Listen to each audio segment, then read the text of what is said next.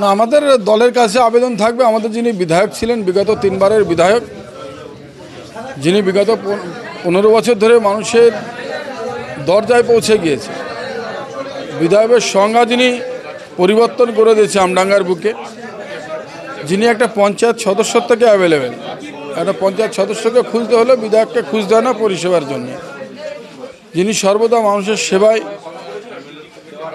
মানুষের উন্নতি, আমডাঙ্গা বিধানসভার উন্নতির চেষ্টা করেছেন এবং প্রত্যেকটা নির্বাচনে 2011-র বিধায়ক সাহেব বিধায়ক হওয়ার পর থেকে পরবর্তী সময় যত নির্বাচন হয়েছে, লোকসভা থেকে শুরু করে পঞ্চায়েত থেকে শুরু করে দফায় দফায় 3 বার বিধানসভা হয়েছে, আমডাঙ্গায় তৃণমূল কংগ্রেস জয়ের মার্জিন সবসময় বাড়িয়েছে।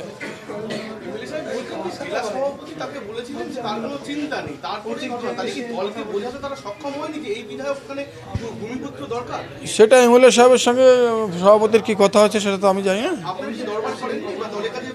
আমরা জানি যে ক্লাসের ফার্স্ট বয় তার যখন রেজাল্ট বেরোয়, সে যদি ফেল করে মানুষ যেরকম হতাশ হয়, বিধায়ক সাহেবকে টিকিট না দিয়ে আমডাঙ্গার সাধারণ মানুষ এবং তৃণমূল কংগ্রেস কর্মীরা এরকম হতাশ হয়েছেন এবং অবাক হয়েছে।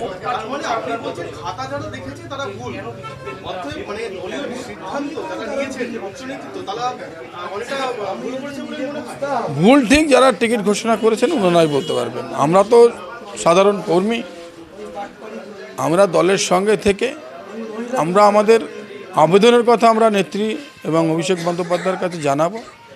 সর্বশেষ ওনারা যা সিদ্ধান্ত নেবেন তারপর সেটা আমরা পরবর্তীতে আমরা ভাববো। সেটা আমরা পরবর্তীতে বলবো, সেই পরিস্থিতি এখন আসেনি, সেই সমস্ত কথা এখন বলে না। আমরা দলের সঙ্গে আছি, আমরা দলের জন্মলগ্ন থেকে দলে আছি, আমরা যাই কিছু করব দলের সঙ্গে থেকেই করব, দলের বাইরে আমরা কেউ নয়।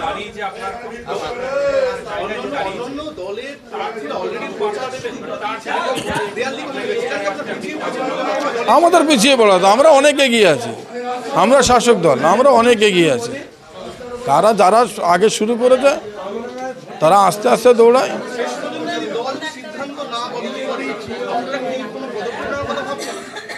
সেটা আমরা পরবর্তীতে ভাববো। আমরা দলের দিকে তাকিয়ে আছি, আমরা দলের প্রতি ভরসা আছে, বিগত দিন থেকে আমরা দলের মূল স্রোতে আছি, আগামীতে দলের সঙ্গে থাকবো। কি সিদ্ধান্ত নেব না নেবো সেটা আমরা পরে বলবো। আমাদের এমএলএ সাহেব হলে আমাদের ভালো হতো।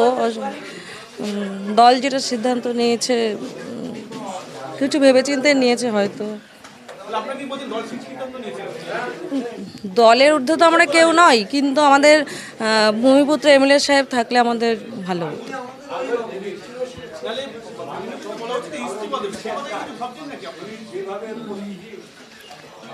সবাই যেটা সিদ্ধান্ত নেবে আমরাও সেই সিদ্ধান্তে আছি।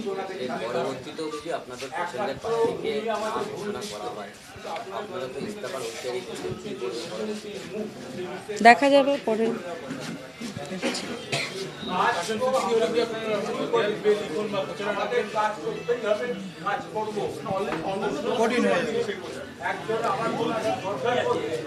একটু অসুবিধা হবে, সেক্ষেত্রে জনপ্রতিনিধি জিজ্ঞাসা করতে হবে।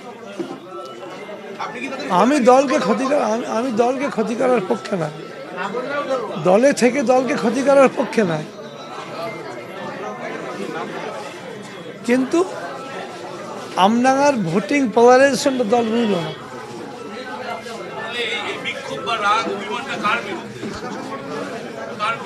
কারোর বিরুদ্ধে নেই, অভিমান কারোর বিরুদ্ধে হয় না, একজন উপরে হতে হবে।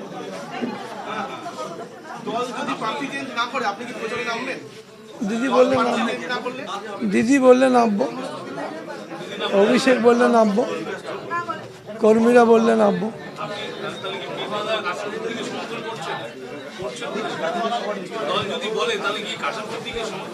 শোনেন, আমি দলের প্রতীকের পক্ষে, কাশেম সিদ্দিকের পক্ষে না,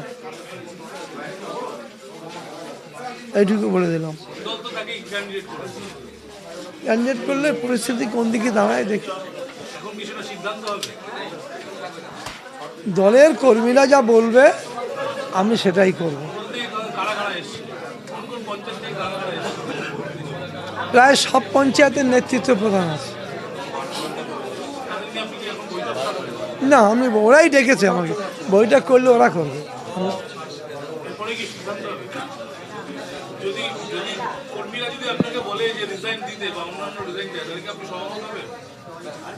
দলের ক্ষতি করতে নিষেধ করবো।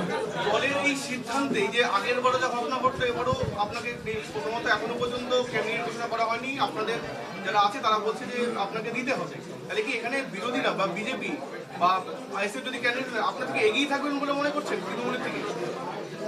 অলরেডি বিজেপি প্রচার শুরু করে দিয়েছে, সেক্ষেত্রে আপনাদের এখনো দেখা যাচ্ছে যে মত বিমত রয়েছে আপনার টিকিটটা নিয়ে বা যে টিকিট দল ঘোষণা করেছে, সেক্ষেত্রে আপনি কি বলবেন? তাহলে কি বিজেপি এগিয়ে থাকলো প্রচারের দিক থেকে? সেটা পরিবেশ পরিস্থিতি বলছে। প্রচারে এগিয়ে থাকাটা তো এগিয়ে থাকা নয়, মানুষের মন জয় করাটা এগিয়ে থাকা। কালকে সাংসদ রাত্রে আমায় ফোন করেছিল, করে বলছে ব্যাপারটা দল খুব ভুল করেছে। আমি প্রতীক জৈনকে জানিয়েছি, অভিষেক বাবুকে জানিয়েছি, দিদিকে মেসেজ করেছি, এই যে দুজনের সঙ্গে কথা হয়েছে। তাহলে কি বলছেন, জেলা সভাপতির কথা অমান্য করে টিকিট চেঞ্জ হলো বা তার কোনো মতামত না নিয়ে? উনি যদি সত্যি কথা বলে থাকেন তাই, উনি যদি আমাকে সত্যি কথা বলে থাকেন তাহলে তাই। কারণ তাহলে কি আপনার মনে সংশয় আছে যে আপনার সভাপতি ঠিক বলছে না? সে আমি বলবো না, এটা ভবিষ্যৎ বলে দেবে।